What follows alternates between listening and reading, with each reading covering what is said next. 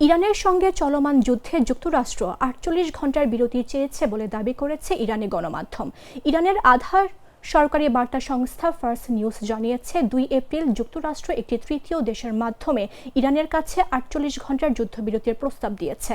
সংস্থার এক সূত্রের বরাতে বলা হয়েছে, অঞ্চল জুড়ে উত্তেজনা বৃদ্ধি এবং সেখানে অবস্থানরত মার্কিন বাহিনীর চাপের কারণে এই প্রস্তাব দেওয়া হয়। তবে ইরান এ প্রস্তাবের কোনো লিখিত জবাব দেয়নি, বরং তারা মাঠে জবাব দিয়েছে, অর্থাৎ পাল্টা হামলা অব্যাহত রেখেছে। এছাড়া যুক্তরাষ্ট্র যুদ্ধ থামাতে কূটনৈতিক প্রচেষ্টা বাড়িয়েছে। বিশেষ করে কুয়েতের বোবিয়ান দ্বীপে একটি মার্কিন সামরিক গুদামে হামলার খবর প্রকাশের পর এসব প্রচেষ্টা জোরদার হয়েছে। ফার্স নিউজের প্রতিবেদনে বলা হয়েছে, ২৮ ফেব্রুয়ারি যুক্তরাষ্ট্র ও ইরানের ওপর বিমান হামলা শুরু করে। এখন পর্যন্ত ১৩৪০ এর বেশি মানুষ নিহত হয়েছে, যার মধ্যে ইরানের তৎকালীন সর্বোচ্চ নেতা আয়াতুল্লাহ আলী খামেনিও রয়েছেন।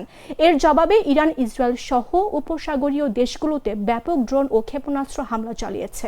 এই হামলা বিশ্ববাজার ও বিমান চলাচলেও প্রভাব ফেলেছে।